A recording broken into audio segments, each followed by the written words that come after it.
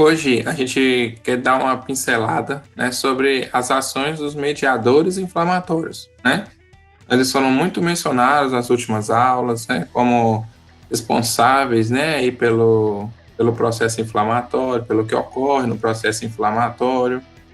E aí a gente dá uma pinceladazinha, né? Não é objetivo nessa aula eu esgotar todo o conhecimento que se tem sobre mediadores inflamatórios, porque é um assunto extremamente extenso. E a gente quer mesmo é mostrar para vocês, né, quem são esses mediadores, o que eles fazem, a importância deles, o conhecimento sobre eles, como que ele pode ser aplicado no dia a dia, né? A gente, então, vou retomar algumas coisinhas, né, sobre inflamação, né, claro, para dar uma introdução sobre o assunto, mas o enfoque mesmo vai ser nessas moléculas, né, que a gente vai chamar aí de mediadores inflamatórios. Aqui, basicamente, né, para a construção dessa aula, né, como referencial bibliográfico, tem o Robbins, Patologia Básica, e o Robbins, Bases Patológicas da Doença, e os dois livros também do Bolholo, né, Patologia Geral e Patologia, né, que podem servir também de vazamento teórico para vocês estudarem sobre esse assunto. Tá? Bom, então, para começar, é importante novamente a gente definir o conceito de inflamação. Né? A inflamação, então, é aquela reação que é realizada, né, por tecidos vascularizados a um agente agressor. Né? E a característica desses tecidos vascularizados, quando estão sofrendo essa reação, né, vai ser pautada em dois componentes, né, que é a saída de substâncias de dentro dos vasos sanguíneos, tá? E aí essas substâncias podem ser os líquidos, que a gente chama de plasma, né, que caracterizará aí o edema, né, como a gente já falou, assim como também células, né, os leucócitos vão deixar os vasos sanguíneos no intuito aí de identificar e eliminar possíveis agentes agressores, né, patógenos que possam causar lesões, né, no nosso organismo, nos nossos tecidos. Então, estamos falando de um processo, né, que depende de tecidos vascularizados, né, os vasos vão estar aí no centro, né, de toda a reação inflamatória. Então, muito do que a gente vai falar aqui tem a ver bastante com eles também, né? Aqui tem uma imagem, se não me engano, do Bolholo, né? Ele mostra que como que esse processo inicia, né? Então, basicamente, a gente falava lá, se você falar se tratando dos fenômenos inflamatórios, aqui seria os fenômenos irritativos, né? Onde a gente tem aqui, ó, agentes infecciosos, né? Vírus, bactérias, fungos, protozoários, eumintos, agentes físicos, agentes químicos, né? Então, a gente tem aqui agentes químicos, né, ATP, ADP, proteínas de choque térmico, né, uratos, fosfatos. A gente tem na própria matriz celular, né, os fragmentos de ácido hialurônico, depósito de moléculas orgânicas, né, que relacionam-se ao estresse metabólico, como moléculas que são hiperglicadas, a substância beta-amiloide, né, que é um tipo de substância que causa a transformação do intestício, né? Tudo isso daqui, né, vão se enquadrar naqueles padrões moleculares, né, que na imunologia eles são mais bem abordados, mais bem delimitados, né, que são os PAMP e DAMP, né, que vão caracterizar as chamadas alarminas, né? Essas alarminas, elas vão, então, ser identificadas, né, pelos nossos receptores, né? Então, aqui nessa imagem, ela, resumidamente, né, ela aponta assim, vários tipos de receptores, né, que reconhecem esses padrões moleculares, né, que são chamados receptores de reconhecimento de padrões. Esses receptores são localizados tanto na membrana celular, no citosol, dentro de endossomos, né, no núcleo da célula. Esses receptores, eles conseguem, então, identificar a presença de moléculas estranhas, né? Então, que a gente vai chamar aí, né, de PAMP ou DAMP.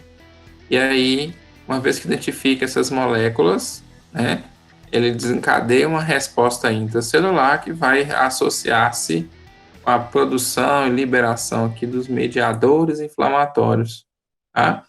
Aqui infecções, né? E aqui tem alguns exemplos de pump aqui, ó, lipopolissacarídeos, flagelina, né? Compõe o flagelo aí das bactérias, proteoglicanos, o padrão de metilação genética que a gente tem aí, né?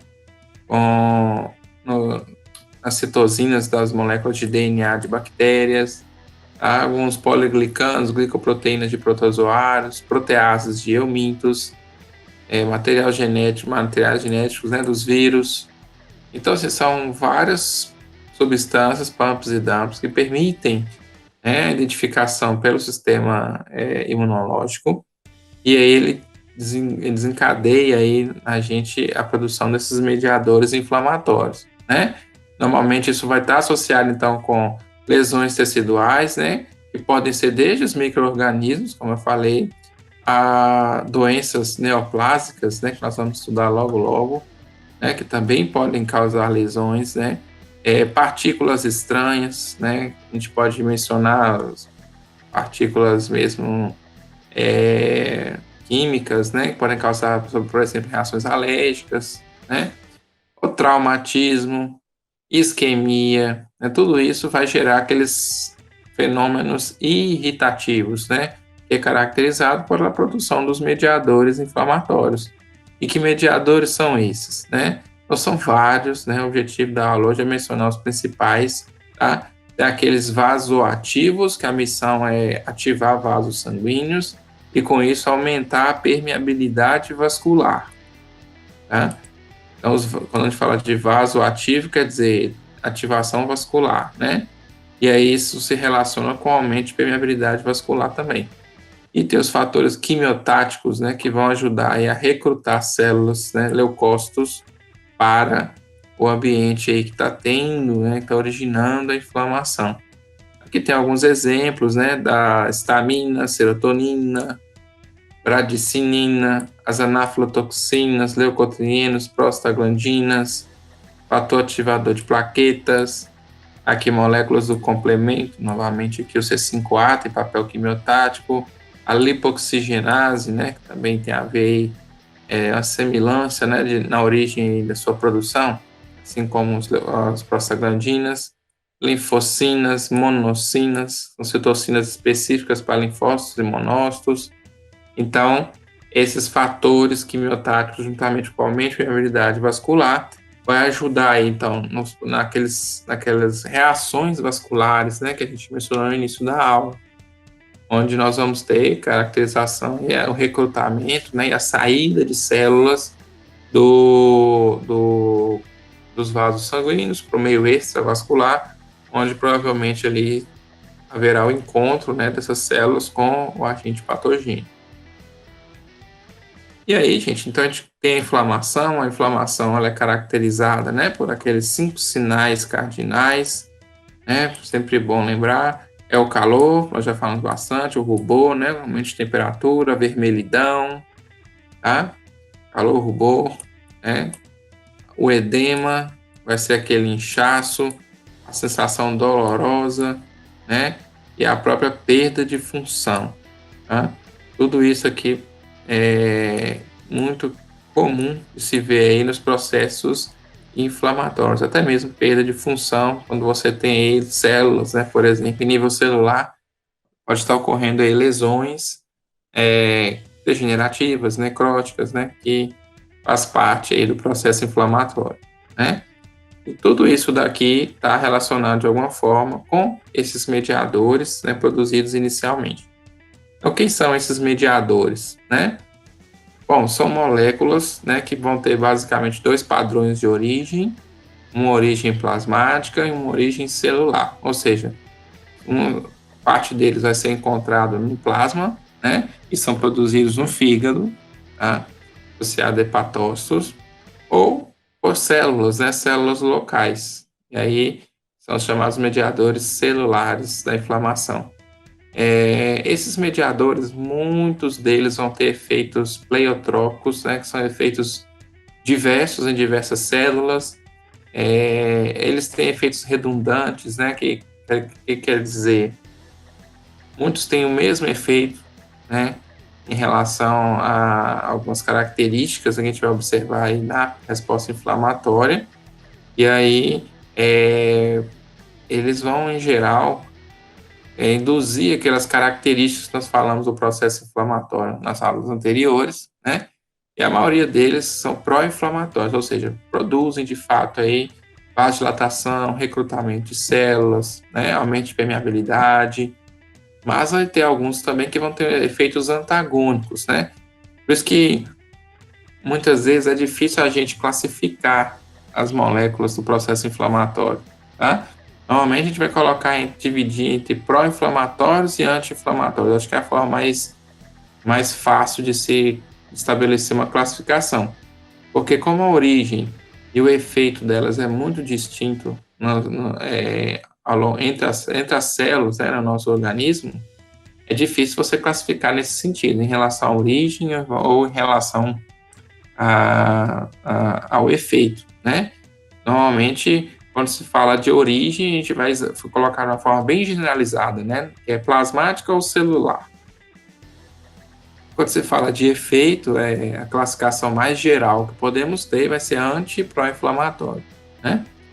Apesar disso, a gente vai ter uns padrões aí de classificação desses mediadores, né, de acordo com a sua produção, tá? E a gente vai ver a classificação deles aqui logo, logo. Mas uma característica interessante que eles têm é que, além de ter efeitos redundantes, um pode estimular a produção do outro e a cascata ser ainda mais amplificada, né? Assim, o processo inflamatório consegue decorrer de uma forma mais acelerada para combater esses patógenos. Apesar disso também, né, a meia-vida, né, dessas substâncias que nós vamos falar normalmente é curta, dura poucos minutos ou segundos, né, e não exercem aí efeitos prolongados no organismo para evitar exatamente que tenha um acúmulo e exacerbação aí das respostas inflamatórias, né. Para você ter essa exacerbação, você vai ter que ter, na verdade, uma produção enorme, né, exagerada desses mediadores, para que aí você tenha efetivamente uma exacerbação do processo inflamatório além da capacidade aí, homeostática do organismo, tá?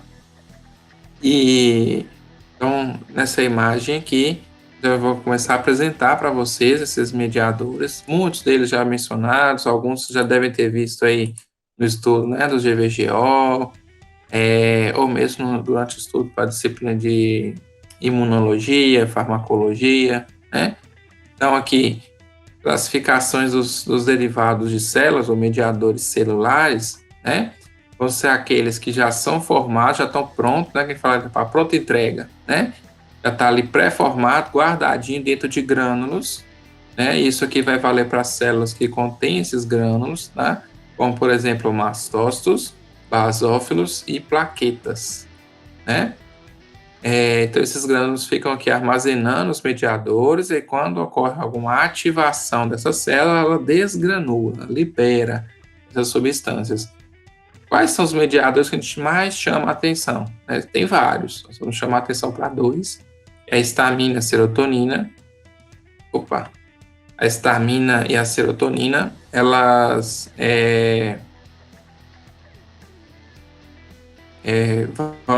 vão compor, né, esses mediadores pré-formados, a célula já tem eles prontos, tá?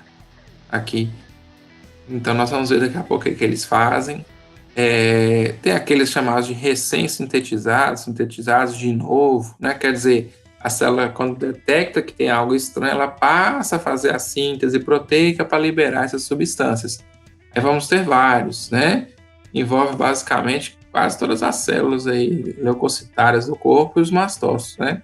Então, tem as prostaglandinas, os leucotrienos, tem o PAF, né, que é o fator ativador plaquetário, a produção de espécies reativas de oxigênio, óxido nítrico, as citocinas, os neuropeptídeos, tá? Todos são classificados aqui como recém-sintetizados pelas células, porque só são produzidos uma vez que você tiver estimulação. Então, esses aqui, desculpa, esses daqui, eles vão ser liberados rapidamente, né? Então, por exemplo, a histamina está muito associada com reações alérgicas, né? Uma característica da reação alérgica é uma reação exacerbada que ocorre de forma muito rápida.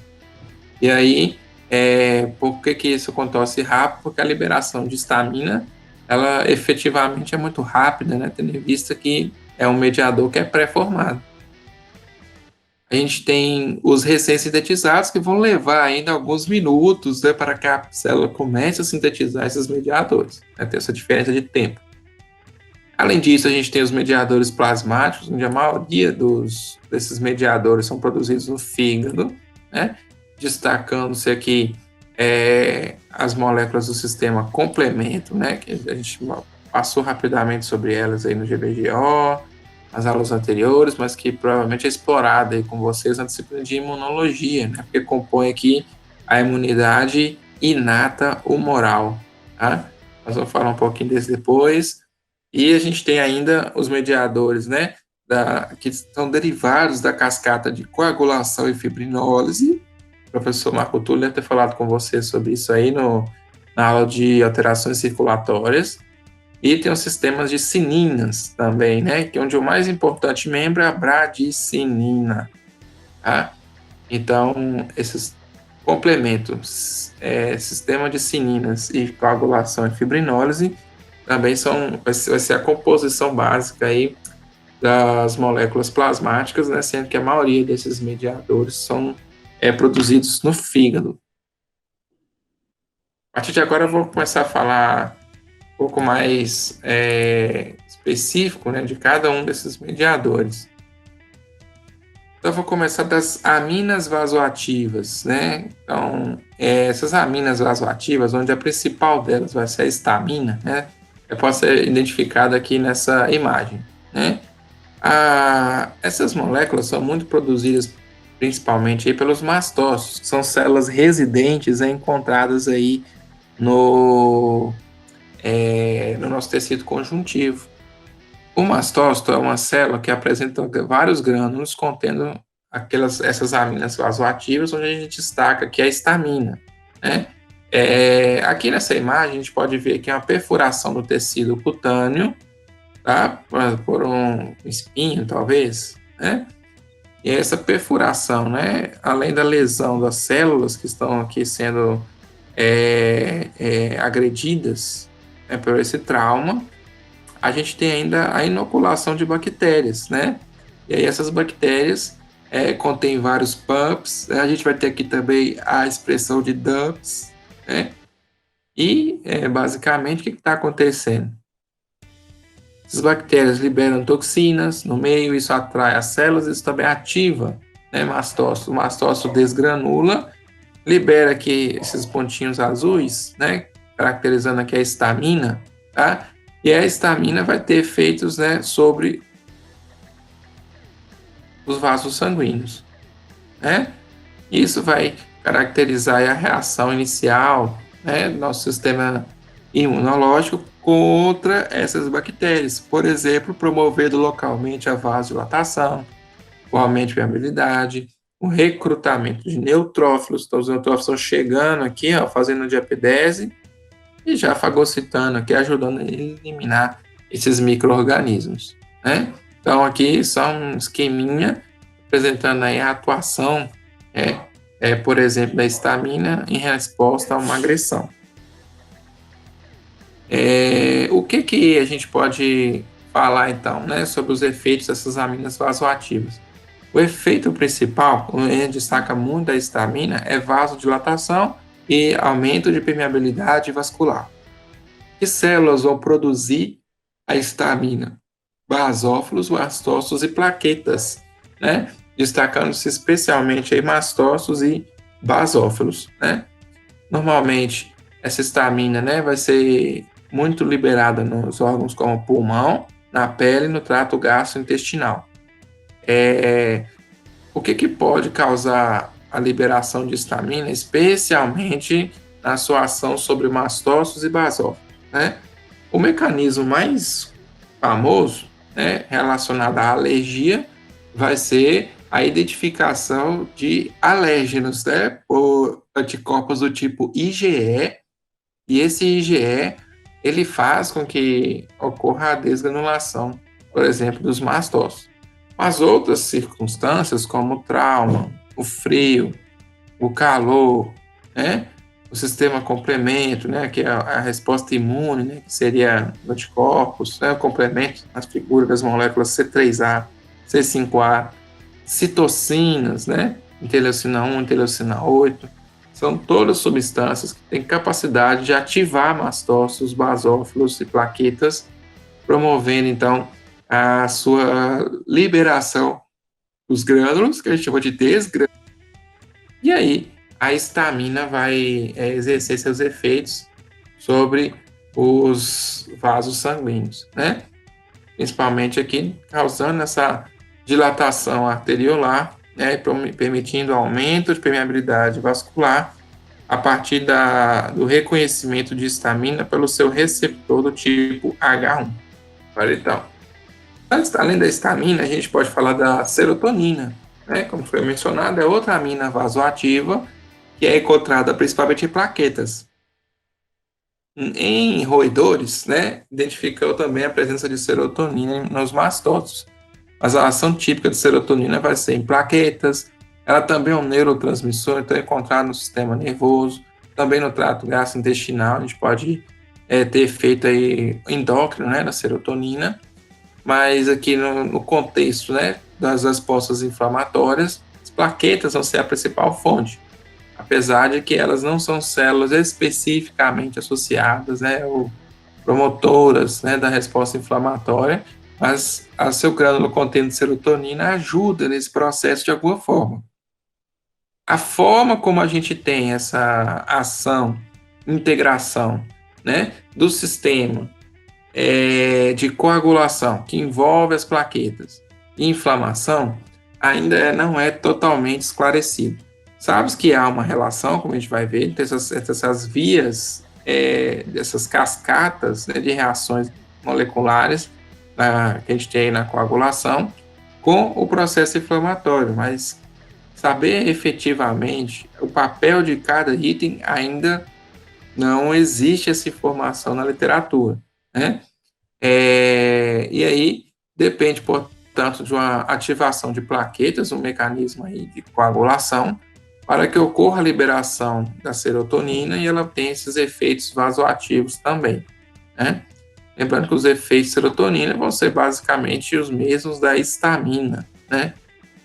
Por isso que elas são muitas vezes confundidas, né? Mas eu costumo sempre falar assim, a histamina vai ser o principal agente, pelo fato de já ter esclarecido, já ter se esclarecido seu papel na resposta inflamatória, ela está presente especificamente em células, né, que envolvem a resposta inflamatória, e as plaquetas, elas participam, mas não se sabe exatamente ao certo qual é o seu papel, né, com a liberação da serotonina. Bom, além das aminas vasoativas, a gente pode falar também dos mediadores lipídicos, né, que são aqueles derivados de fosfolipídios da membrana celular. Existem vários, né, tem os derivados do ácido araquidônico, o fator ativo de plaquetas ou plaquetar, né, o PAF, a gente vai falando de cada um deles, né? Aqui, então, ainda estamos falando de mediadores celulares, né? E esses metabólitos do ácido araquidônico também podem ser chamados de eicosanoides, né? Eicosa, na verdade, significa 20, né? A gente talvez, não sei se vocês lembram lá do icosaedro, né? Que a gente fala aí daquele polígono de 20 lados, né? Então, isso é eicosanoides, por eles conterem na sua estrutura molecular, né, 20 carbonos. Por ter 20 carbonos, aí deram esse nome para eles também. Então, mas eles são coletivamente chamados de metabólitos do ácido araquidônico ou de eicosanoides, né? E vão envolver aí, basicamente, 3 grupos de mediadores, que são prostaglandinas, tromboxanos e leucotrienos, tá? Tem também as lipoxinas, né, que tem um papel ainda pouco esclarecido, mas Mas sabe que ele tem sim funções pró e anti-inflamatórias, né? São mediadores que são necessários, a sua síntese é necessária após a estimulação, né? Eles não são pré-formados. Igual mesmo, a gente tem as prostaglandinas, né, que receberam esse nome pelo fato de primeiro terem sido identificados como sendo produzidas na próstata, né, no homem. Depois é que foram ver que eram produzidos por várias células e também nas mulheres, né? Então, prostaglandinas, esse nome surgiu dessa descoberta, mas depois foram se identificando que existem várias e várias prostaglandinas produzidas em vários tecidos, e aí a gente tem esse conhecimento como hoje é usado, mas manteve-se o nome, né? Então, aqui, como que a gente pode enxergar aí essas substâncias, né? Então, tem aqui a membrana celular, né? Uma bicamada fosfolipídica, como está mostrando aqui, e eu vou ter as enzimas chamadas fosfolipases, né? Onde a principal fosfolipase é a fosfolipase A2, né? Mas tem a fosfolipase C também, que pode agir nesse processo. Esses fosfolipídios que vão estar envolvidos aqui são aqueles derivados do ácido linoleico, né? E aí é importante a gente ter uma noção disso, porque existem algumas dietas, né, ricas em ácidos graxos, tipo ômega 3, por exemplo, e inibem a produção desse padrão de fosfolipídios e acaba tendo efeitos, assim, em geral, anti-inflamatórios, né? O que muitas vezes pode ajudar aí em alguns tratamentos, né, ou a manutenção da saúde, né? E aí, essas fosfolipases fazem o que então? Clivam esses fosfolipídios de membrana e o produto deles é que é chamado de ácido araquidônico, tá? E aí, esse ácido araquidônico, que é o produto da clivagem dos fosfolipídios de membrana, ele vai ser, então, utilizado por dois tipos de enzimas, né, que é a COX-1 e a COX-2. COX significa ciclooxigenase, tá? Essa ciclooxigenase, ou COX, então vai pegar esse ácido araquidônico e convertê-lo nas chamadas prostaglandinas, né? Então, essas prostaglandinas, a primeira que vai surgir é chamada de H, né? H2, tá? Esse é a prostaglandina H2, né? Esse 2 aqui é da quantidade de duplas ligações que tem nessa reação aí da molécula, né? Olha só, tem a COX-1 e a COX-2, essas enzimas vão quebrar a araquidônica e prostaglandina H2. Essa H2, ela é a matéria-prima, ela é o substrato para várias enzimas. A PGE isomerase, a PGF sintetase, a PGI sintetase, a tromboxano sintase, tá? Que vão transformar a prostaglandina H2 em outros tipos de prostaglandinas ou tromboxanos, como é mostrado aqui. Então, por exemplo, se a prostaglandina H2, né, for substrato para a tromboxano sintase ou sintetase, vai surgir o tromboxano A2. Se for da PGI, vai formar a PGI2, que é chamada de prostaciclina também. Se for a PGF, vai formar a PGF2. Se for a PGE, PGE2, tá? Então, assim que vai surgindo os vários tipos de prostaglandinas. E algumas delas vão ter uma relação muito forte, como a Vanessa apontou aí, com a febre, né? O que acontece na febre? A gente tem, no sistema nervoso central, a gente tem uma parte lá chamada diencéfalo. Nesse diencéfalo, que fica ali embaixo do telencéfalo, a gente tem uma estrutura chamada de hipotálamo, né? Vocês já devem lembrar do hipotálamo, principalmente quando a gente fala em endócrino, né? Quando a gente fala lá do controle, né, da produção de vários hormônios no organismo. Isso tem a ver da relação do hipotálamo com a hipófise. O hipotálamo é um órgão que está associado aí com a manutenção da homeostasia no nosso organismo, né, e não é diferente nesse processo de febre. Tem alguns neurônios no hipotálamo que eles têm a função de regular a temperatura corporal. E eles vão responder, né, no sentido de aumentar ou reduzir a temperatura corporal. E aí o que acontece é que Quando a gente tem um aumento da quantidade de algumas citocinas, que a gente chama de pirogênicas ou pirógenos, né? Como, por exemplo, a interleucina 1, a interleucina 6 e o fator de necrose tumoral, que é o TNF. Essas citocinas, elas, ao serem captadas pelo hipotálamo, né, por esses neurônios, uma vez sensibilizados, né, estimulados por essas citocinas, lá no hipotálamo esses neurônios secretam, né, a prostaglandina em resposta. E aí, em nível de hipotálamo, você tem a liberação de prostaglandinas que vão afetar aí vão faltar neurônios, né, do centro regulador da temperatura, é o centro termorregulador, ou centro do calor. E aí esses neurônios vão disparar, né, sinais e hormônios, né, e alguns sinais nervosos para, em resposta aí à ação das prostaglandinas, aumentar a temperatura corporal. E isso é um sinal, na verdade, de defesa, né? Aumento da temperatura corporal seria uma estratégia para eliminar agentes termosensíveis, algumas bactérias, proteínas, né, sendo destruídas pelo um aumento de alguns graus da temperatura corporal, depois se restabelece, né? Então, o papel das prostaglandinas basicamente é isso. Eles vão, em nível de hipotálamo, já estimular ali o centro do calor. Então, aqui só apresentando para vocês como surgem essas moléculas, né?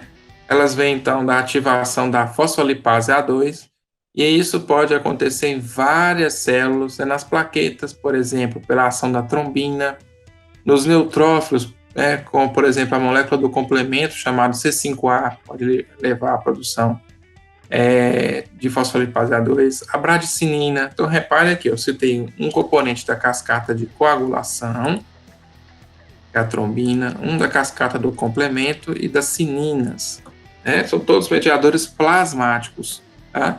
Mastócitos, né, nas reações antígeno-anticorpo, então nas reações alérgicas, né, normalmente você libera histamina de forma rápida, né, serotonina e histamina são liberados de forma rápida, mas outros mediadores, né, mas esses mediadores aqui precisam ser sintetizados, né, depois. Então, inicialmente a reação alérgica ocorre devida a uma estimulação de anticorpo e com a liberação dos mediadores pré-formados. Depois, as fases mais tardias da reação alérgica, ela é mantida por esses produtos aí que vão ser sintetizados posteriormente, né? Além disso, lesão celular em geral, né, estimulam a fosfolipase A2, né? Trauma, queimadura, né? Lesões em geral fazem isso. Por isso que lesões em geral estimulam fenômenos irritativos que geram inflamação.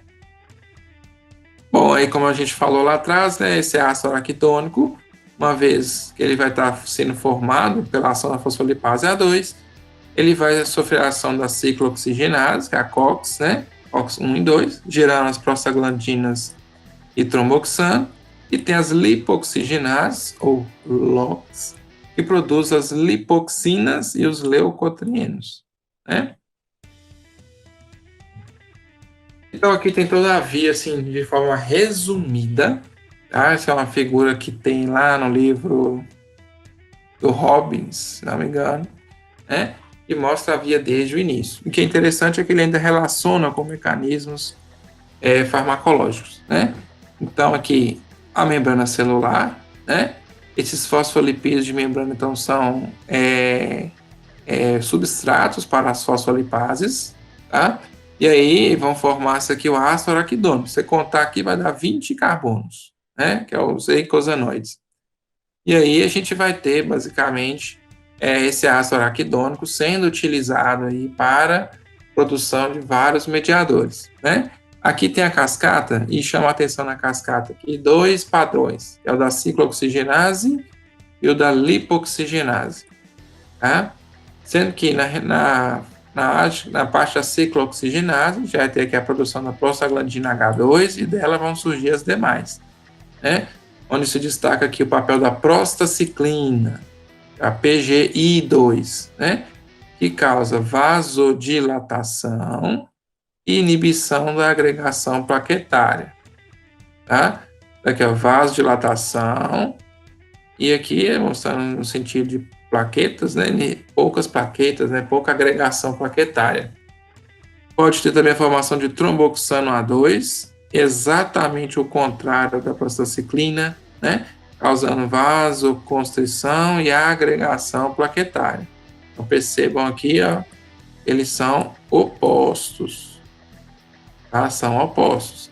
Isso é um processo de regulação em si, né? Para que você não tenha uma vasodilatação exagerada, muito menos uma vasoconstrição exagerada. Então, um antagoniza o outro já de cara. Tem a prostaglandina D e E2, né? Que também ajuda na vasodilatação e no aumento de permeabilidade vascular. Como está mostrando aqui, vasodilatação. Esse aqui azulzinho seria representado na permeabilidade aumentada. Então, aqui estão os efeitos, né, dos produtos da COX.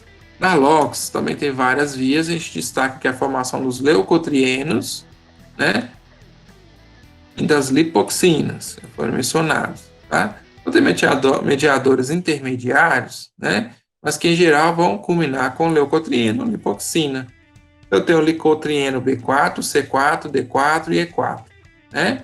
E esses leucotrienos, assim como esse produto intermediário, que é o ácido hidroxieicosa tetraenóico, né, que tem efeito quimiotático, né?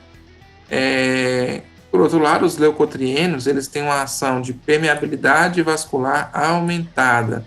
É interessante mencionar também é que eles causam broncoespasmo. Broncoespasmo, está mostrando aqui como se fosse um bronquíolo, né? E aqui seria o broncoespasmo.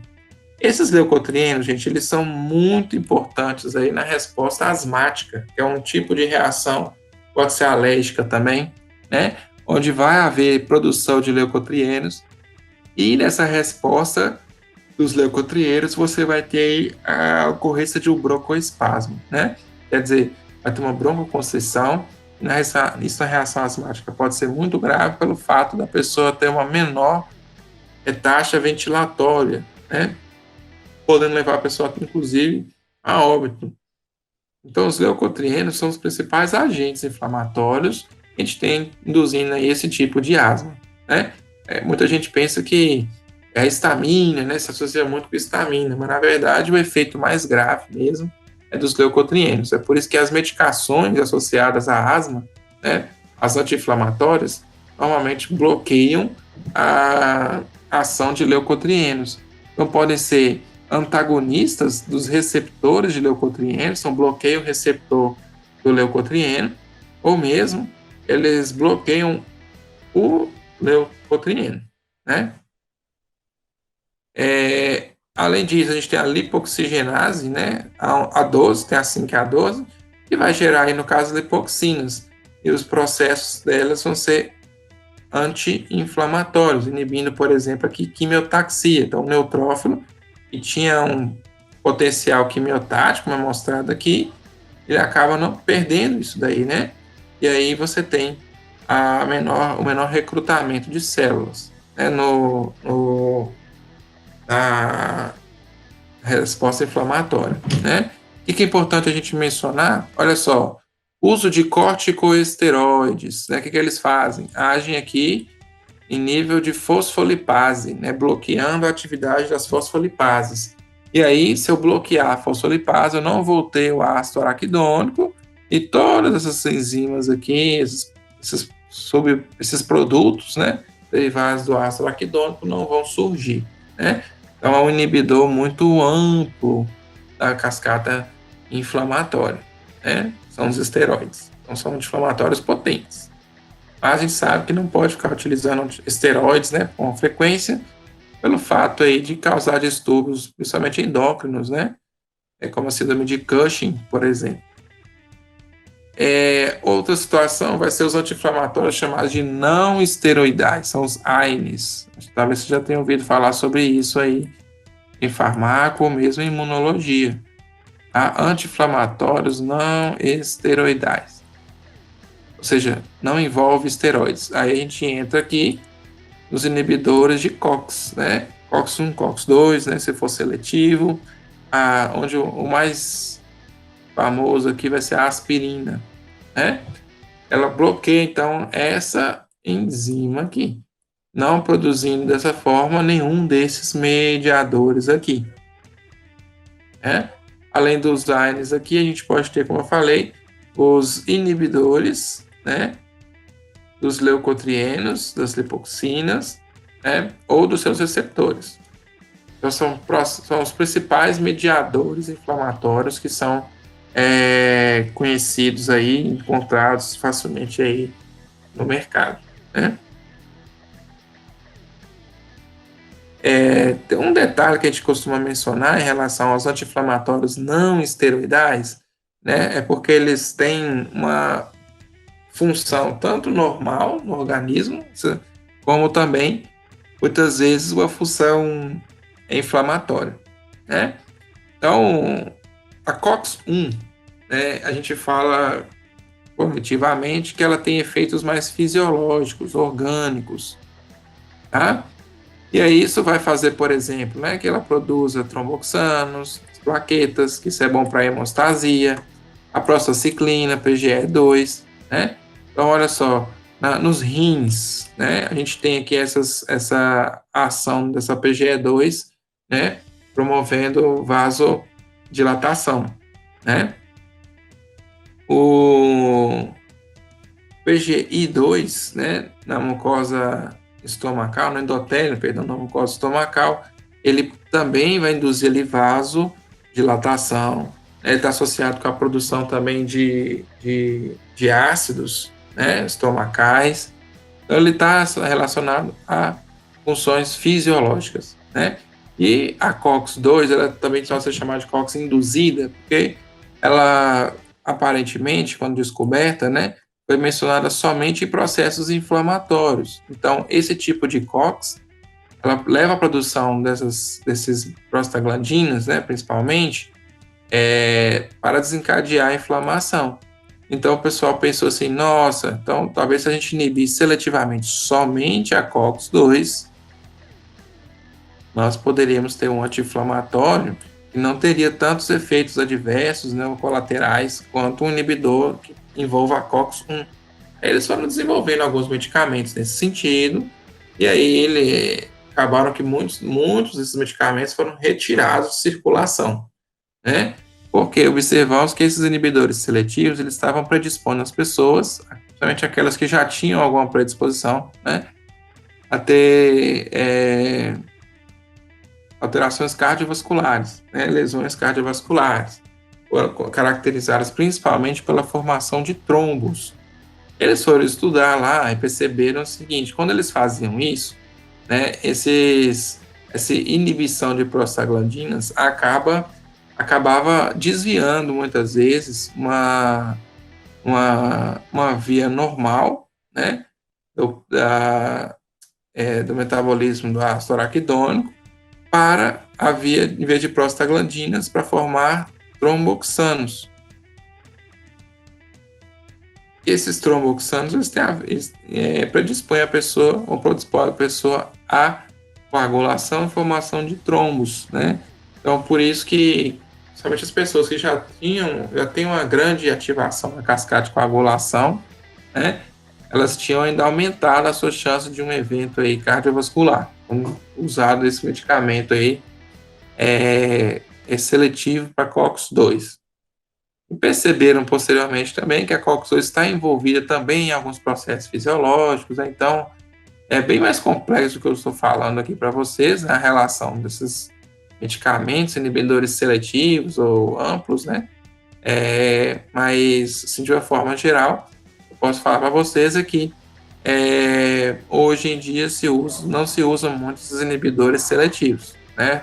E aí é sempre uma combinação, muitas vezes, de medicamentos anti-inflamatórios ou de esquemas terapêuticos, quando necessário. Pessoal, se é esse tipo de informação que você busca no YouTube, você não só achou aqui, como eu te garanto que a quantidade de informação que eu vou te passar aqui vai ser insana. Então se inscreve no canal para você ficar informado e ao mesmo tempo me dá aquela força. Deixa o like, compartilha com os amigos que possam interessar também. Assim o YouTube também me ajuda a entregar esse material para mais pessoas. Valeu, bora pro vídeo. Bom, leucotrienos estão do outro lado da balança, né? Vão ser produzidos pelos lipoxigenases, né? E tem efeitos quimiotáticos, principalmente sobre neutrófilos e monócitos, né? Macrófagos, que vão ajudar aí na atração, no recrutamento, né? Dos fagócitos aí para o processo inflamatório, né? Com o nome de leucotrienos, né, vai ser B, C, D, né, tudo terminando com 4. Aí, normalmente, eles têm a ver, assim, tem várias funções, né, associadas a eles, como vasodilatação, broncoespasmo, que a gente falou lá atrás, né, e estimulação de outras células a produzirem mais citocinas, e essas citocinas são pró-inflamatórias, né, estimulam o processo inflamatório e ainda estimula mais produção de leucotrienos também. Então, um processo que ele se retroalimenta. Tá? O leucotrieno C4, D4 e E4, né, produzido aí mais uma vez por células do sistema imune, eosinófilo, mastócito, macrófago, né? Então, vão ter aqueles efeitos que a gente falou de broncoespasmo, né, que é o espasmógeno, estimular a secreção de muco, especialmente nas vias aéreas, né? Isso dificulta bastante, né, no caso do indivíduo asmático. É por isso que a gente fala, né, que normalmente os anti-inflamatórios associados ao processo inflamatório, né, alérgico, né, por exemplo, do asmático, envolve aí o bloqueio da atividade dos leucotrienos, ou diretamente ou indiretamente pelo bloqueio dos seus receptores. Mas esses medicamentos têm tido muito sucesso no controle de reações asmáticas. Então, por isso, eles também podem ser utilizados. As lipoxinas, aqui só tem uma informação basicamente, que é a inibição da inflamação, né? Elas podem levar aí principalmente a uma vasoconstrição e também reduzir a permeabilidade vascular e o recrutamento de leucócitos, né? Esse recrutamento provavelmente vai estar associado aí com a inibição, né, da atividade de células endoteliais, na produção aí de, por exemplo, selectinas, né? E isso acaba influenciando o recrutamento de células, né, e a quimiotaxia. Então, por isso que as lipoxinas podem ter, como foi mencionado aí agora há pouco, né, um papel inibitório no processo quimiotático, tá? Impedindo que as células deixem de sair.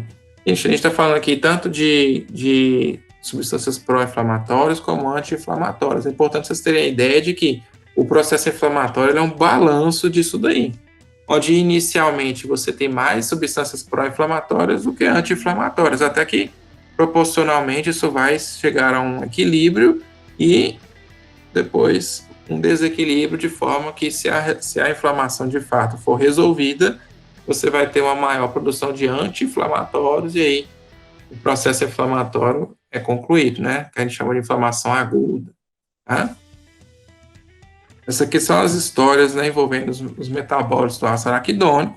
Então, lá no livro, né, tem esse resuminho, né, dos efeitos dessas substâncias, né? Vasodilatação, vasoconstrição, permeabilidade vascular aumentada, quimiotaxia, adesão leucocitária, né?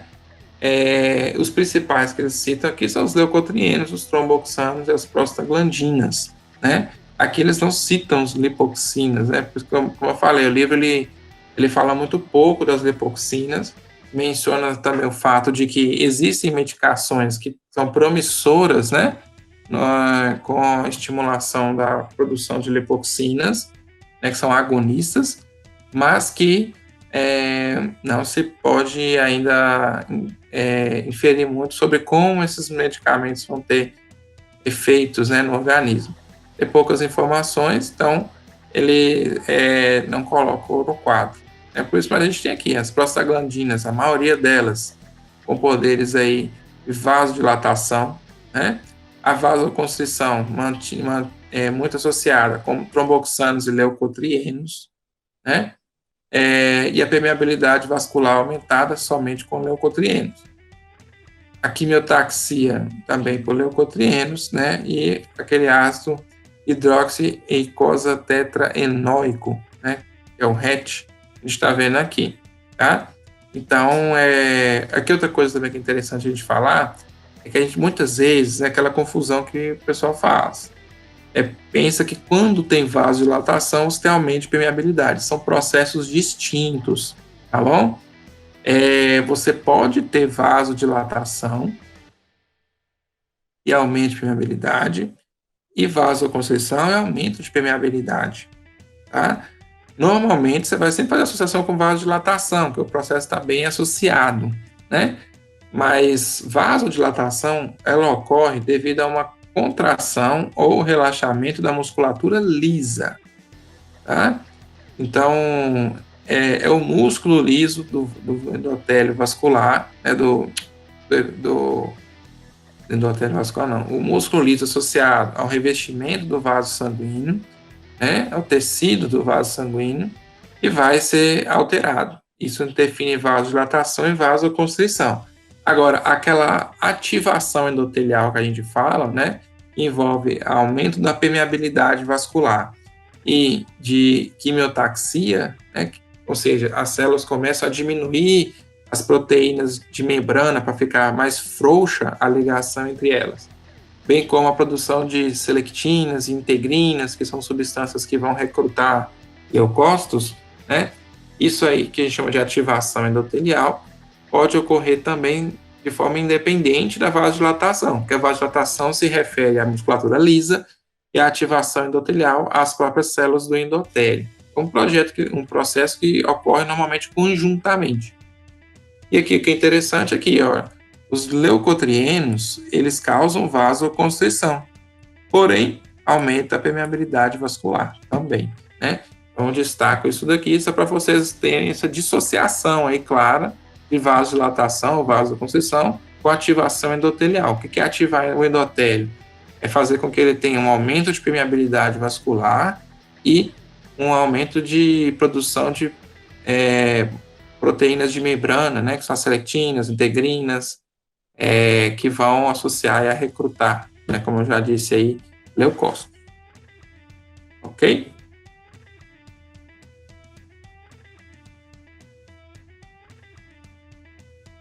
Então, para finalizar aqui os mediadores derivados de lipídios, né, tem o PAF, o fator ativador de plaquetas.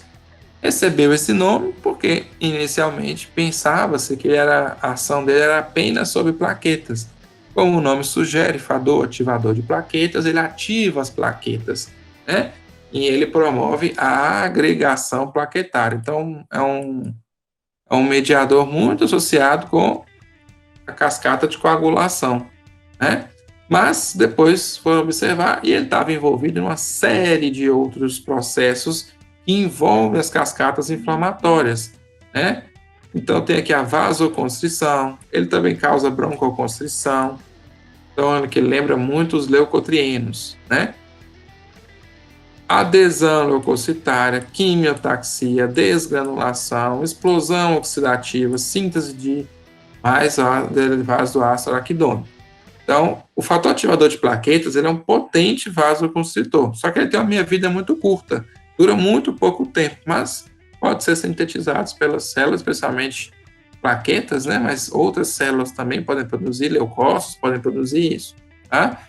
E então, atua aí na adesão leucocitária, recrutamento de células em geral, estimula principalmente os fagócitos, né? Os macrófagos, os neutrófilos, a explosão oxidativa, que é um fenômeno que envolve a fagocitose, e estimula a produzir mais metabólitos do ácido araquidônico, mais prostaglandinas, né? Então, como eu falei, um pode estimular o outro, né? O processo é retroalimentativo.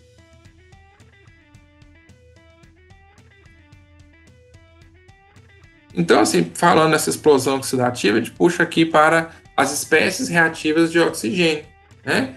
E basicamente vão ser radicais livres que vão ser produzidos aí devido a metabolismo do oxigênio na célula. Essa célula vai pegar esses radicais livres e utilizar eles para atacar micro-organismos fagocitados que normalmente são resistentes, né? E aí você vai ter produção de muitos radicais livres, né? As espécies reativas de oxigênio. E aí isso vai destruir o micro-organismo, mas também causa muito dano tecidual, né? Tem muita bala perdida. E aí isso vai depender muito, né, do quanto eficientes vão ser os mecanismos antioxidantes que a célula tem para conter a ação desses radicais livres aí, dessas espécies reativas de oxigênio, né? Então, basicamente, é um mecanismo que as células têm aí associados ao PAF, né, e a própria resposta inflamatória inerente a esses fagócitos para eliminar agentes fagocitados que são mais resistentes, né?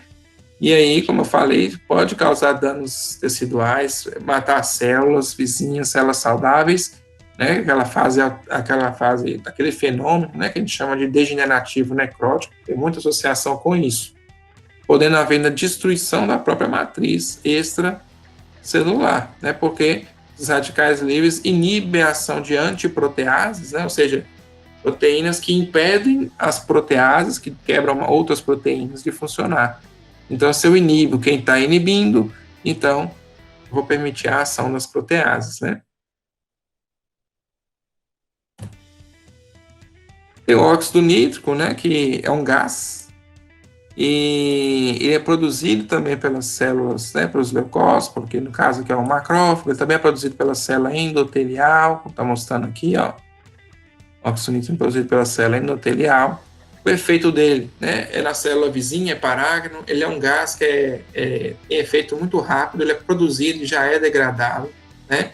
E o efeito principal que a gente pode associar com o óxido nítrico vai ser vasodilatação, né? Ele normalmente está associado com lesões dos vasos sanguíneos. Por exemplo, localmente, se ocorrer um aumento de pressão nesse local, a força de cisalhamento aumenta, e aí essa raspagem que essa célula vai sofrer, ela percebe essa agressão, produz óxido nítrico e age na musculatura lisa, promovendo vasodilatação para diminuir a pressão aqui e a força de cisalhamento, né? Então, um mecanismo aí de alteração circulatória local para evitar lesões vasculares. Mas também tem efeito sobre as plaquetas, né, que vai inibir a agregação plaquetária, né? Esse óxido nítrico pode ser utilizado para a produção das espécies reativas de oxigênio e nitrogênio, né, que são utilizadas aí para a destruição de micro-organismos, que eu falei agora há pouco, né, que a gente chama de citotoxicidade, tá? E ela é produzida por uma enzima chamada óxido nítrico sintase, né, que pode ser induzida ou endotelial, né? Essa induzida vai ser quando ocorrer a estimulação desse macrófago por alguma outra citocina, por exemplo, pelo próprio fator ativador de plaquetas que foi mencionado, né? Então, ele pode ser produzido aqui, agir em outra célula, ou ser utilizado pela própria célula para a produção de espécies reativas de oxigênio. E aqui diminui a adesão leucocitária, a adesão de plaquetas, né? Então, mantém o sangue um pouco mais fluido localmente, ajudando aí principalmente aqui na situação de aumento de pressão arterial local, né? Por fim, a gente tem citocinas, né, saindo agora dos mediadores lipídicos, indo para os proteicos. São proteínas, né, solúveis, produzidas aí por várias células do nosso corpo, né, e permite a comunicação entre as células do sistema imune. Então, são dezenas e dezenas de citocinas, gente. Está longe de querer esgotar isso com você, talvez seja explorado mais na disciplina de imunologia também, mas é bom mencionar, né, tem aquele efeito pleiotrópico, várias células produzem, tem vários efeitos em várias células diferentes, e aqui tem só a menção de algumas, como o TNF, interleucina 1, interleucina 6, e as quimiocinas, e IL-17, então essas aqui são as principais da inflamação aguda. A inflamação crônica chama atenção mais uma vez a IL-17, mais o interferon gama e a interleucina 12, né? Que basicamente tem aquela relação com os perfis TH1 e TH17, né? Que está sendo referido aqui. Aí L1, TNF, L6, né? Eles, normalmente os efeitos deles vão ser diversas células, tá? Associa-se com vasodilatação, ativação endotelial, recrutamento de células, efeitos sistêmicos, né, estimulando a produção de proteínas de fase aguda, de febre, como eu falei lá atrás, tá? Então, assim, aquele efeito pleiotrópico típico de sempre, né? As quimiocinas têm a função de recrutar células, atrair células para o local. Eu vou falando de alguns deles, né? Onde eu vou destacar o TNF e a interleucina 1, tá? Tem aqui no Robbins, né, uma imagem que resume, né, o papel dessas citocinas aqui em vários processos envolvidos com a inflamação, né? Então, o TNF e a interleucina 1, tá? Vão ter efeitos locais e efeitos sistêmicos. A gente já citou a febre, né, nos efeitos sistêmicos, que agem no hipotálamo, mas também TNF age na medula óssea, estimulando a produção de mais células, mais leucócitos, especialmente neutrófilos, né? Age no fígado, estimulando as proteínas da fase aguda, né? A gente lembra aí proteína C reativa, proteínas do complemento, cascata de coagulação. Esses efeitos sistêmicos, né? Tem a redução do apetite e o aumento do sono, né? Lembrar isso são aquelas características quando você está com febre, né? Tem uma leucocitose, você está com febre, você está cansado, você quer ficar de cama, prostrado, você perde o apetite, né? Se você for fazer um estudozinho, por exemplo, da Covid-19, né? Como é que as pessoas estão tendo sintomas, né, do quadro clínico aí na doença, como eles queixam, né? Se queixam de vai ter isso aqui tudo, ó, lá, né, que produz muito dessas citocinas, né? Nos efeitos locais, tem o endotélio, que a gente já falou, né? Ativação endotelial com proteína de adesão leucocitária, estimula a produção de mais interleucina 1, de quimiocinas, dá atividade pró e anticoagulante, no sentido que aumenta a atividade pró e diminui a anticoagulante, né? Esse TNF, ele se chama TNF, né? Fator de necrose tumoral, porque a primeira vez que foi descoberto ele estava causando uma coagulação, né, formação de trombos que estavam evitando aí o desenvolvimento tumoral, que o tumor estava sofrendo isquemia, né, por causa do excesso de TNF ali. E aí você tinha esses coágulos, né, causando necrose tumoral por isquemia, necrose isquêmica, e aí deram esse nome de fator de necrose tumoral, tá? Mas obviamente não é utilizado um tratamento, né, de tumores, né, porque ele tem vários outros efeitos além disso. Nos leucócitos, né, ativa, como já falei, a produção de mais citocinas.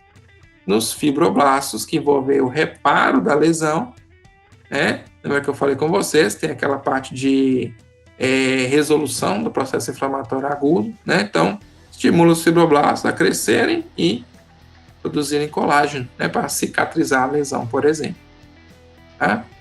A gente pode mencionar ainda efeitos locais, né, que vai ser a vasodilatação, a permeabilidade vascular aumentada, que levam levam ao calor e ao rubor, né, ação de TNF e L1. Esse TNF e L1 ativa os leucócitos, aqui tem o monócito, macrófago, neutrófilo, vão produzir mais citocinas, quimiocinas, L1 e L6. Efeitos sistêmicos, a gente já falou, né? Lá no hipotálamo, produz a febre, no fígado, as proteínas de fase aguda, na medula óssea, a leucocitose, vai produzir mais leucócitos, né? E tem os efeitos sistêmicos, esses aqui são os protetores, tem os patológicos, aqueles que são ruins para o organismo, né? O TNF diminui o débito cardíaco, né? A fibra muscular cardíaca. Ele, como a gente já mencionou, induz a formação dos trombos, né, e aumenta a permeabilidade vascular. E no músculo esquelético, por exemplo, ele vai causar resistência à insulina. Quer dizer, vai fazer a mobilização, né, do processo metabólico no organismo ser modificada, de forma que a gente tem o músculo com dificuldade para captar insulina, causando essa fraqueza, né? Essa astenia, né? A pessoa fica cansada, né? Quando está com esse quadro aí de produção elevada, principalmente TNF, né? Além disso, o TNF ele age nas fibras musculares, né? E no tecido adiposo, de forma que ele estimula a quebra de gordura e quebra também de proteínas para a produção de glicose, né? A tendência é a pessoa ficar cheia de glicose aí no sangue, né? Por causa principalmente da resistência à insulina e da estimulação da gliconeogênese. O que é interessante a gente falar é que tem um quadro chamado de caquexia, né? É um quadro em que a pessoa tem uma perda de massa ponderal, de massa magra muito grande, né? Em pouco tempo. Normalmente associada a infecções graves, crônicas, né? A neoplasias, a insuficiência renal crônica, e a pessoa começa a emagrecer, vai emagrecendo, porque vai tendo catabolismo de proteínas, principalmente do músculo. Então a pessoa vai perdendo muito peso, especialmente a massa magra. Perde massa gorda também, né, de gordura, mas perde muita massa magra. E às vezes fica difícil reverter esse quadro aí no seu tratamento, né? Mesmo com a ingestão de muita proteína aí, por exemplo.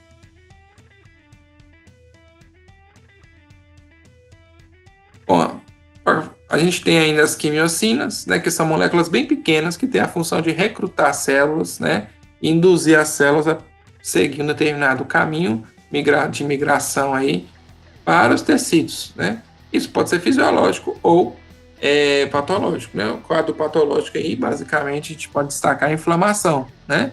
Que vai trazer leucócitos para o local inflamado.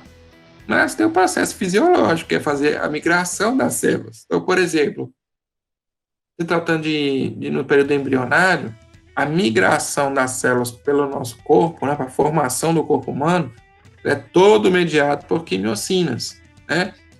A migração, por exemplo, você deve ter os órgãos linfóides secundários, né, os linfócitos T e B. Cada um vai para uma parte do linfonodo, do baço, né? É porque a gente tem ali nesses órgãos a produção de quimiocinas e nessas células os receptores das quimiocinas que vão ser direcionados para aquele local, né? Linfócito T, linfócito B, cada um vai para o seu cantinho lá, no baço, no linfonodo. Então, é importante para a comunicação entre células, no caso aqui, direcionar a migração.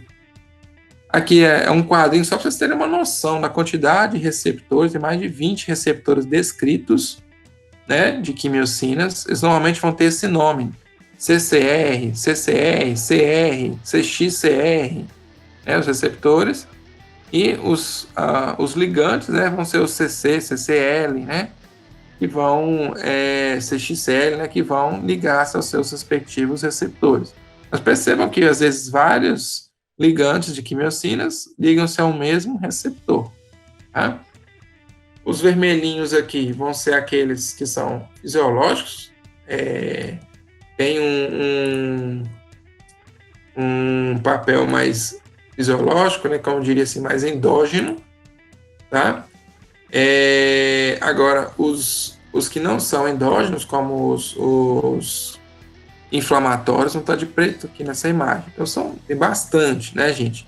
E longe de mim ficar cobrando de vocês também decorar isso. É só para vocês terem uma ideia desses nomes. Vocês veem esse termo CX, CC, provavelmente vai se tratar de quimiocinas.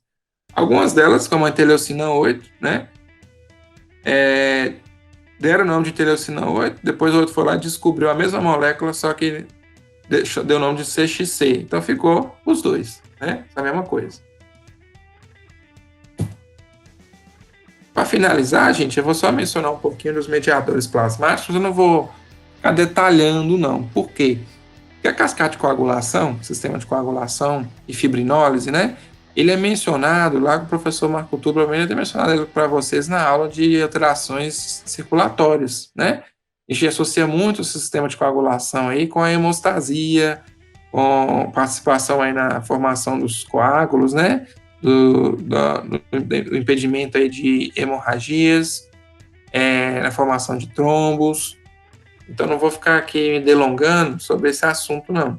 O sistema complemento, por outro lado, eu imagino que ele é mais abordado na disciplina de imunologia, né? Mas eu vou falar um pouquinho de cada um deles. Talvez a novidade é o sistema de Sininas, mas que também não vou ficar entrando em detalhes, não, tá?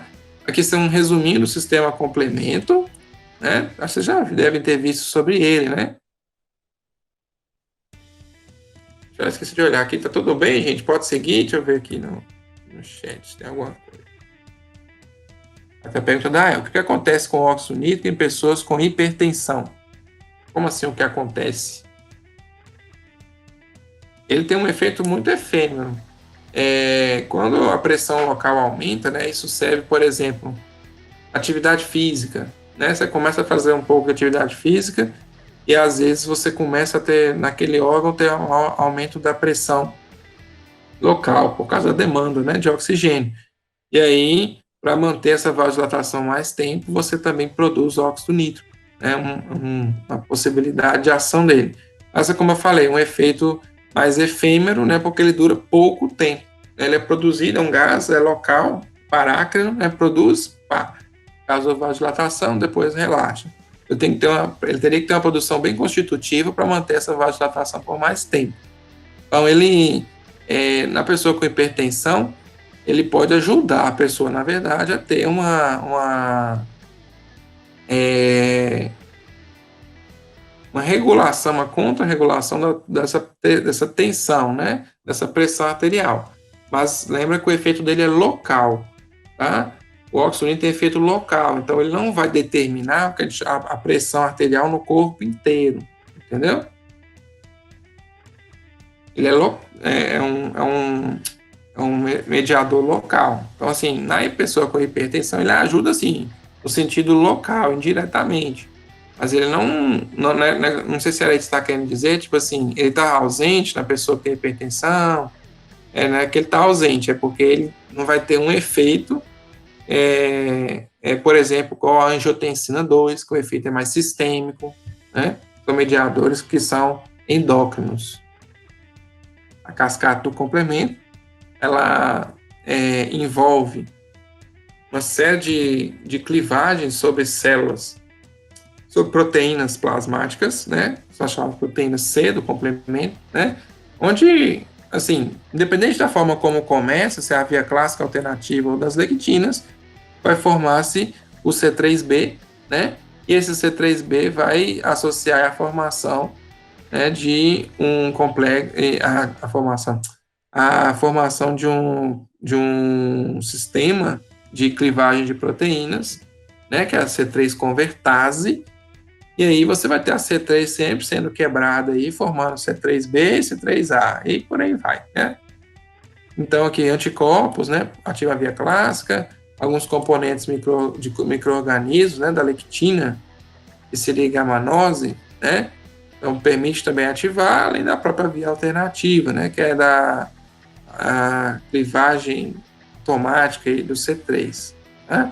Isso aqui vai permitir, então, né, o C3A estimular vasodilatação, estimular o recrutamento, a quimiotaxia e a ativação de neutrófilos, né, de leucócitos.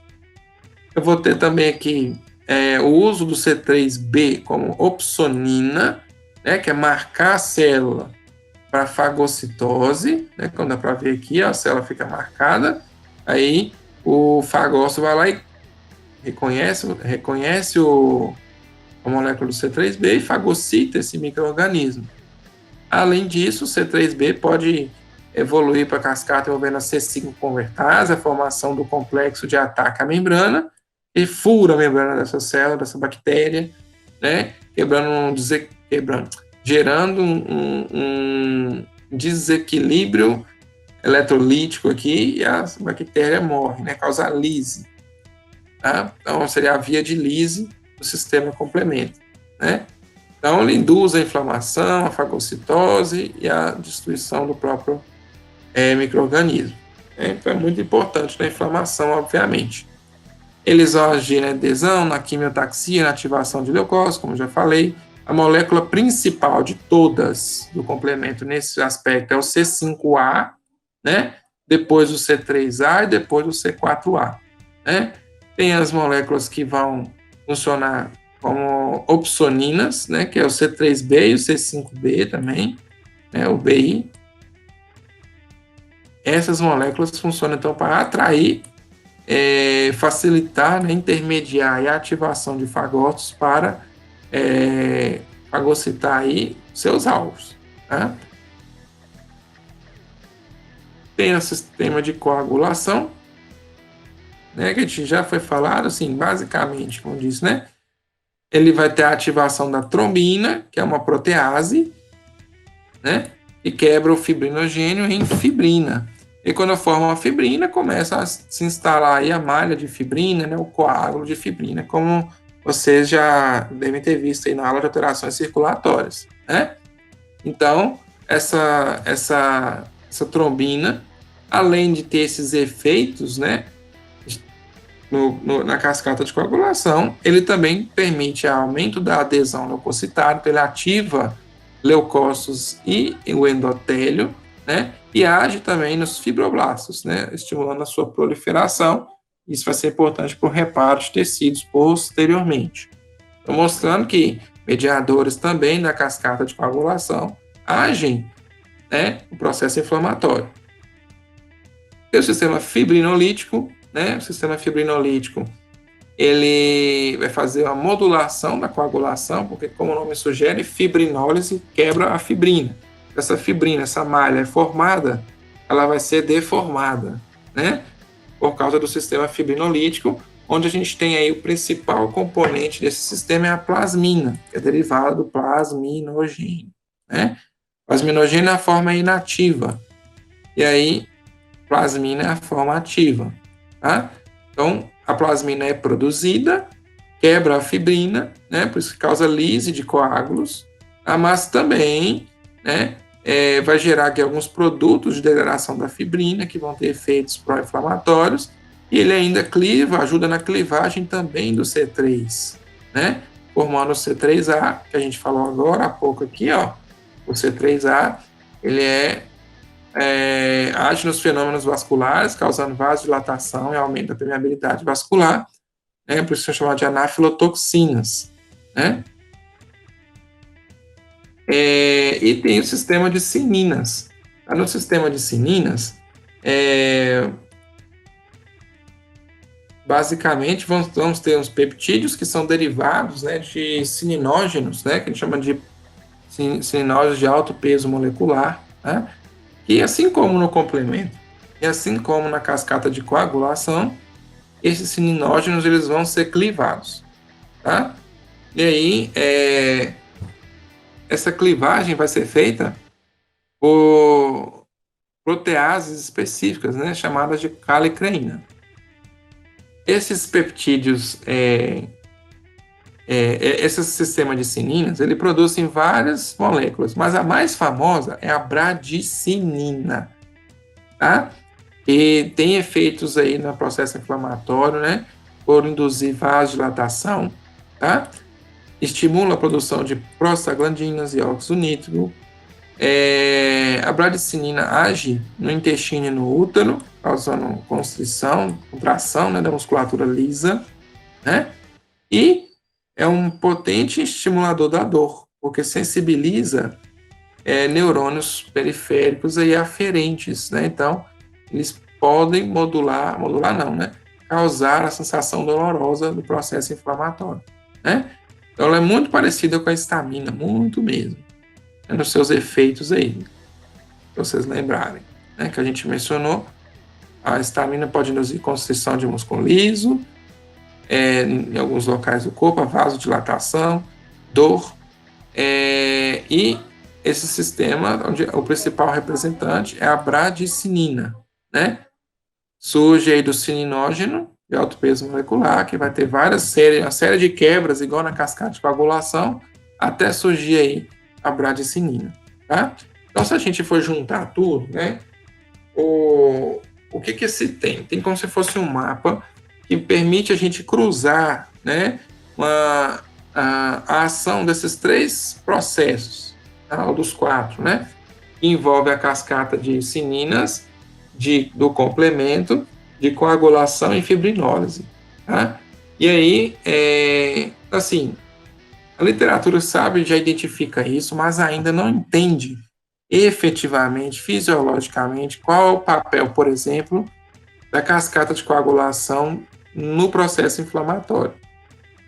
Sabe-se que as pessoas que têm algumas deficiências hereditárias, né, na cascata de coagulação também têm problemas associados aí ao processo inflamatório e vice-versa, né?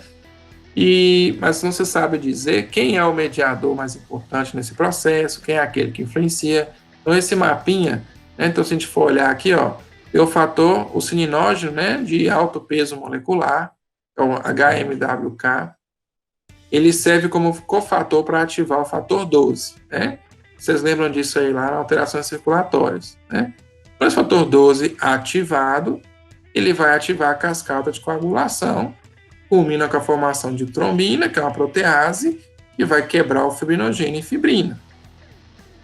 Mas o fator 12A, ele vai agir também formando as calicreínas, né? Ele tem a pré-calicreína, que é a forma inativa. Aí o fator 12A quebra ela para formar a calicreína. Essa calicreína vai fazer a ativação da cascata de cininas, né? Que começa com ele aqui, ó, o fator, o cininógeno, né, de alto peso molecular, tá? E aí, no final, produz a bradicinina, né?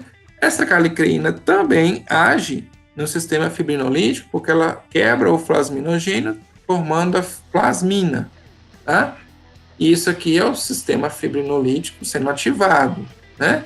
Então, olha só, o fator de coagulação, o fator 12 aqui, ó, foi ativado também por um cofator do sistema de cininas, que ele mesmo ativa o sistema de cininas, ativa a cascata de coagulação, o sistema de cininas age no sistema fibrinolítico e também age na cascata do complemento, transformando C5 em C5A, por exemplo, né? Quebrando C5 em C5A e B, né? A plasmina que surge aqui quebra o C3 em C3A, C3B, então ativa o complemento também, né? E a plasmina quebra a fibrina, né? E aí quebra a cascata de coagulação, né? Quebra o coágulo, né? Gerando aí os produtos, né? A fibrina destruída, né? Então, percebam, né, que há um mapeamento da ação desses sistemas, que são proteínas plasmáticas, que interagem entre si, né, saber em detalhes como exatamente qual mediador influencia e quanto ele influencia em cada processo, ainda não está muito bem esclarecido na literatura. Mas se sabe que esses processos estão interligados.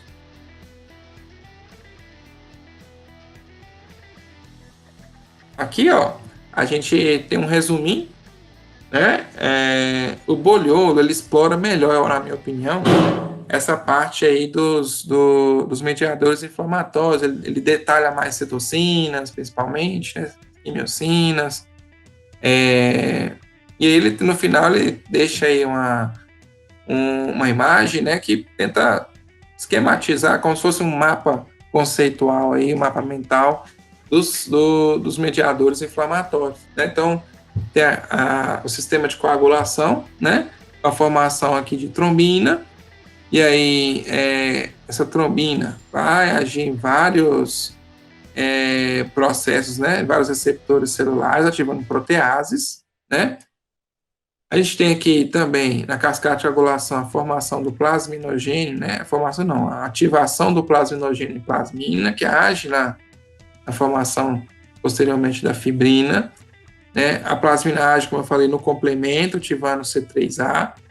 Esse C3A, o C4A, o C5A, C3A e C5A agem ativando mastócitos, né? Esses mastócitos, se forem ativados, liberam histamina, que causam vasodilatação e aumento da permeabilidade, né?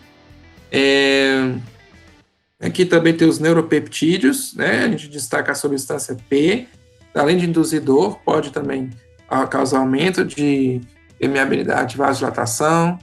Tem os mediadores lipídicos, né? O PAF e os metabólitos do ácido araquidônico, como o professor Glon prostaglandinas e leucotrienos também, desenvolve vasodilatação, aumenta a virilidade. Isso ajuda na exsudação plasmática e celular, né, que caracteriza o processo inflamatório. Então, eu tenho aqui prostaglandinas, leucotrienos, citocinas, quimiocinas, que vão ajudar definitivamente nesse processo, né, que envolve a ativação endotelial, né, inclusive mencionando aqui posteriormente as citocinas, tá? Bom, aqui tem ainda a calicreína, saindo a cascata de coagulação, a gente falou, que forma a bradicinina, né, no final. Também vai ter esse mesmo efeito que a gente mencionou aqui, por exemplo, a histamina, né, que o C2A também é mencionado. Então, assim, gente, perceba como é tudo bem interligado. É difícil você ter um anti-inflamatório que bloqueie tudo isso daí, né? Normalmente, a inflamação ela é reduzida, mas não finalizada por processos, por mecanismos anti-inflamatórios. Então, são muitas vias, né? Então, por isso que, muitas vezes, bloquear uma dessas vias ajuda a conter o grau de lesão que uma inflamação pode ter, tá? Eu deixo para vocês aqui 2 quadrinhos, né, que resumem aí os mediadores mencionados hoje, né, a maioria deles. Aqui é a histamina, quem produz histamina e as suas ações, vasodilatação, enfermidade, serotonina, a mesma coisa. A serotonina, né, aí depende um pouco, aqui está vasoconstrição, mas talvez a farmacologia, vocês vejam isso, né, a serotonina ela tem acho que mais de uma dezena de receptores diferentes. Aí, dependendo do receptor que nós estamos falando, o efeito pode ter vasodilatação ou vasoconstrição, né?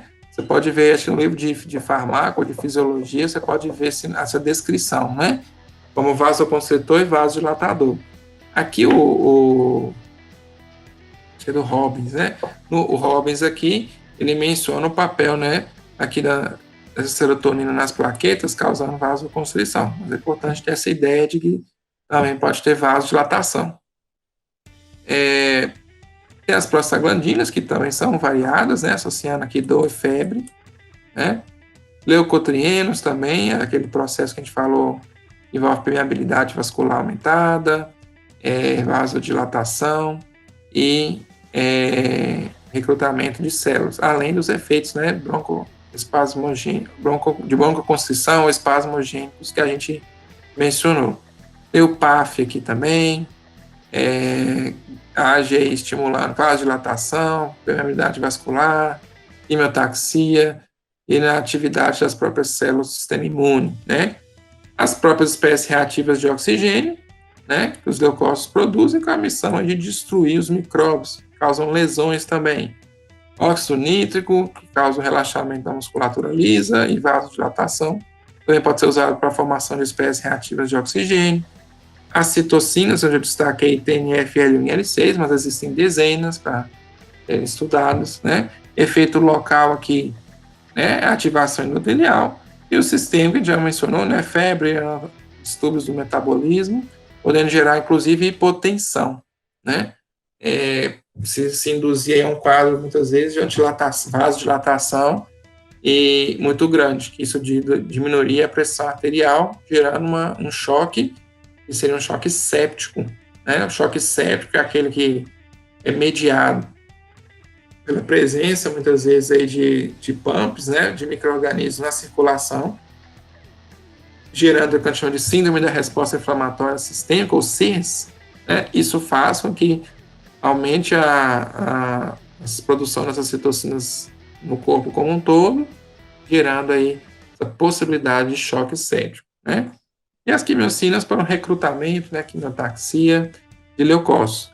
Pelas proteínas plasmáticas, tem aqui também complementos, sininas e a cascata de coagulação, né, tudo produzido no fígado, e aí cada uma com sua peculiaridade, mas sempre envolvendo aqui a ativação endotelial, recrutamento de leucócitos, aumento de permeabilidade, vasodilatação, dor, né, estimulação mastocítica, ativação de leucócitos, opsonização, lise de bactérias, vasodilatação. Eu percebo que até o complemento, sininas, cascata de coagulação tem algum papel no processo inflamatório, né? Outro quadrinho aqui seria já, aqui é pelo componente, vasodilatação, quem são os mediadores envolvidos, outro resuminho, visto de um outro ângulo, né? Resumidamente, que a gente falou assim, eles têm efeitos semelhantes, né? Então, quais são aqueles que contribuem mais para a vasodilatação? Quais contribuem mais para o aumento de permeabilidade vascular? Para quimiotaxia, recrutamento e ativação de leucócitos, para febre, dor, lesão tecidual. Então, fica esse resuminho aqui dessa aula de hoje, tá? Então, é isso aí. Vou repetir aqui, porque um pouco do que eu já falei aqui na anterior, né?